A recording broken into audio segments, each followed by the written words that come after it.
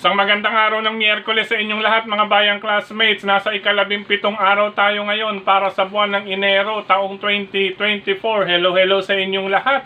At ari naway mga nasa mabubuti kayong kalagayan at kalusugan sa mga sandaling ito para sa ating gagawing paglilibang sa mga pakarerang naihanda at nabuo sa atin ng MMTCI at Philippine Racing Commission Handicappers na magsisimula sa ganap na alas 5 ng hapon mga bayang classmates. Ano po?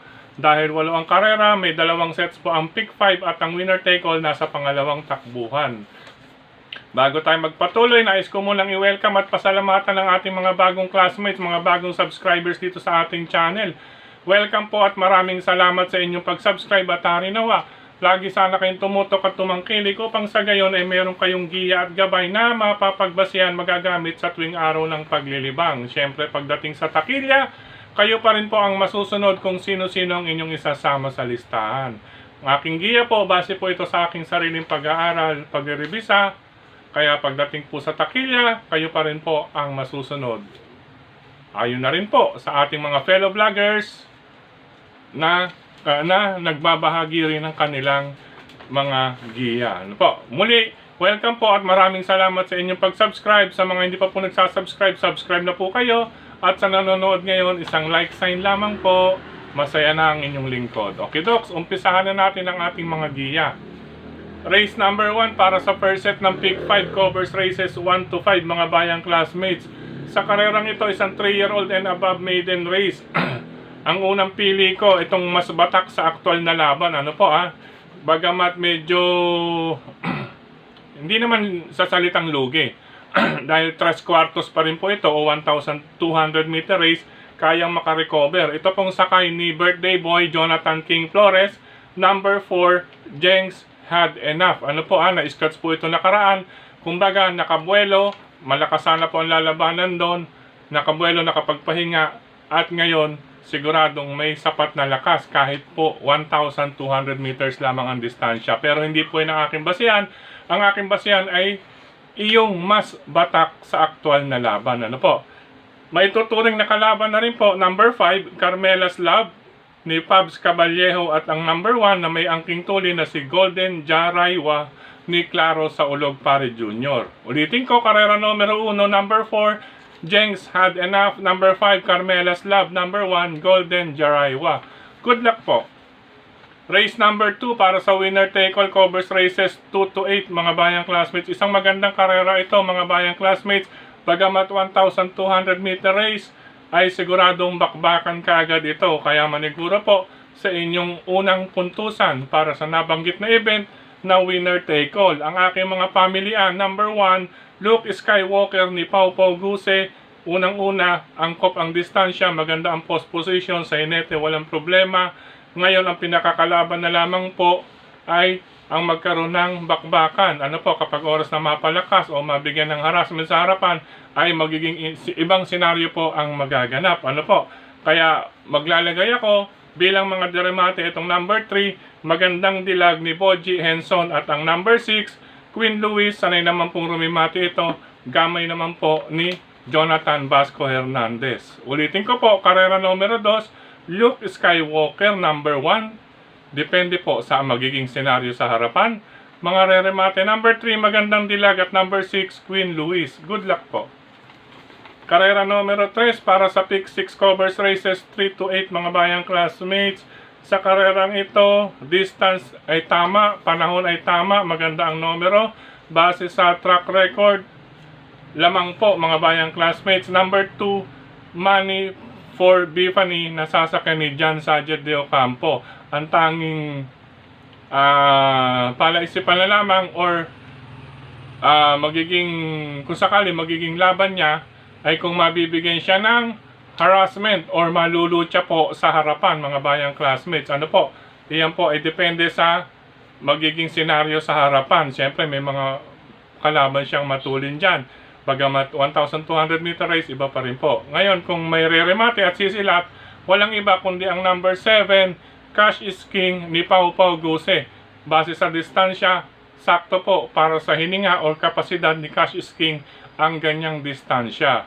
Ulitin ko po, lamang kung sa lamang, pero bahagya, depende po sa lutsahan na magaganap din sa harapan. Number 2, money for Bipani. Gawa na lamang po, isang single, isang may protection. Ang pang-protection ko nga po, number 7, cash is king. Isama rin po kung may iba pa kayong pang-protection, karera numero 3. Good luck po. Race number 4 para sa second set ng pick 5 covers races 4 to 8.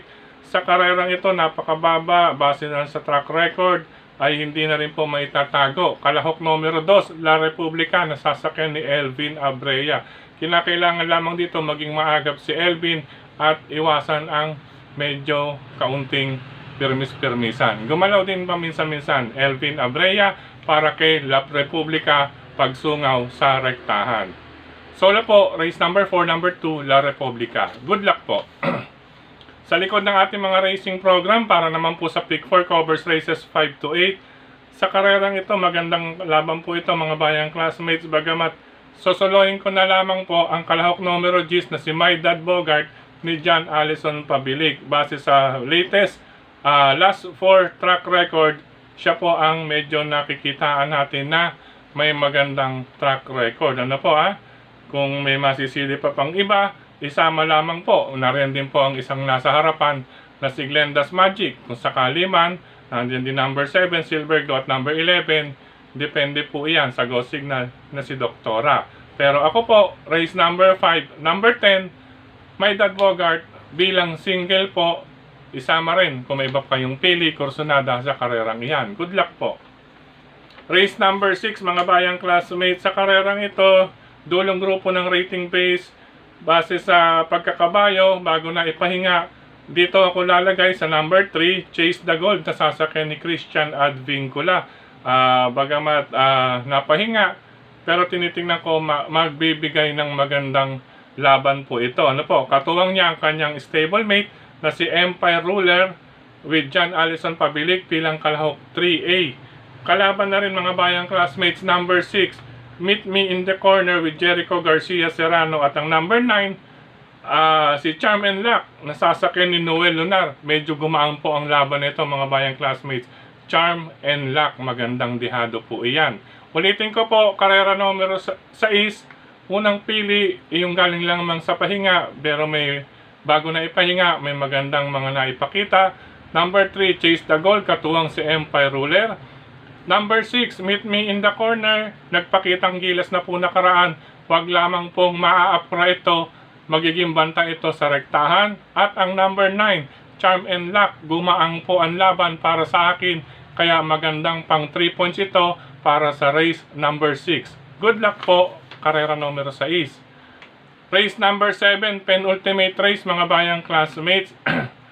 Ito, tatlo po ang akin napili rito, or tatlo bilang pamilian, pero bahagyang-bahagya lamang po ito. Ano po Number 9, French Leather with Charles Reyes. Number 2, Instant Message with Noel Lunar. Ayan, ang daming sakay ni Noel na makakapag-uwi ng premyo ngayong gabi. Ano po At ang number 7 na si Can You Give, nasasakyan ni Marlon Cañete. Mga bayang classmates, isang deremate.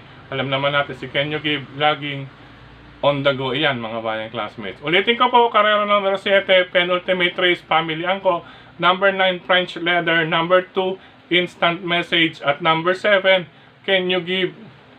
Isama lamang kung may iba kayong pili at kursunada at mabalitaan sa penultimate race bago po magtungo sa huling puntusan sa gabing ito.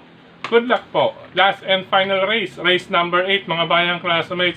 Ito isang magandang karera, bagamat merong napipisil, ay talagang agapan po ito. Ano po? Ibig sabihin ng agapan ay pagandahan ng salida, pwestuhan na madaraanan, at higit sa lahat, ang ayudahan na magaganap pagsungaw sa rektahan. Anybody's race po ito mga bayang classmates. Malamang makarinig na naman tayo pagsapit ng meta, bunch of runners or bunch of entries. Hari nawa, wag naman po sana. Anyway, sa karera nito mga bayang classmates, 4 po ang aking huling naging pamilian. Ano po Kaya naging 4 kasi po, ulitin ko, depende po ito sa salida, depende sa madaraanan, at depende sa lakas ng ayudahan ng hinete mga bayang classmates. Iyan ay sina. Number 2, Majestic Star with Jonel Calagos. Number 4, Isla Puting Bato with Isaac Ace Lara Aguila na maaaring maging yamado or paborito sa karerang ito. Number 8, Prince Uno. Alam naman po natin, nambubulaga ito. Prince Uno magaling kapag dihado. Sasakyan po siya ni Michael Longshot de Jesus. At ang number 10 na si Archie Holly ni Jonathan Vasco Hernandez na kung saan ay mas may magandang record na naipakita base mula sa huling 4 nilang takbo. Ang pinakahuling record, siya po ang may best time. Number 10, Archie Holly. Ulitin ko, karera numero 8, last and final race paratingan, isama lamang, magdagdag, total may mga single na rin tayo. Number 2, Majestic Star. Number 4, Isla Puting Bato. Number 8, Prince Uno. At number 10, Archie Holly. Good luck po.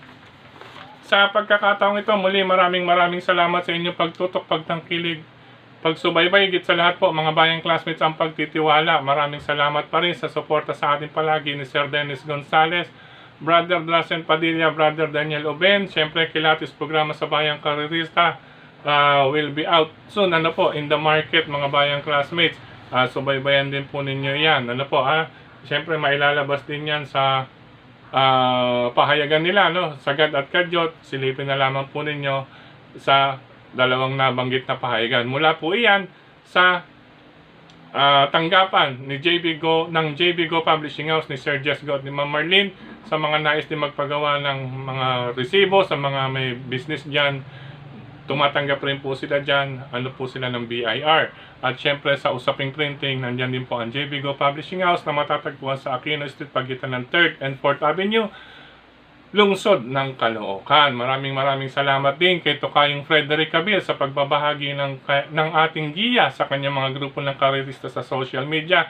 Speaking of social media, maraming salamat po sa lahat ng admins, member at grupo ng karerista sa social media. Sa mga nagla-like, nag-heart, nag-share at sa mga nagko-comment, maraming salamat. Siyempre dito rin sa ating YT channel mismo, maraming salamat po sa inyong pag-komento at panonood dito sa ating channel mga bayang classmates. Bueno mga bayang classmates, sa mga lalabas po ng tahanan, keep safe pa rin po. Sa mga riders na katulad ko, ingat po sa magmamaneho. Menor, tansya rin po, tingin po sa kalsada at mga blind curve, mga kanto, mga bayang classmates, sa mga stoplight, kabisaduhin mabuti po ang galawan ng mga sasakyan. Siyempre, iba pa rin po talaga ang may pag-iingat. At sa mga magtutungo ng OTB, good luck po sa inyong lahat mga bayang classmates.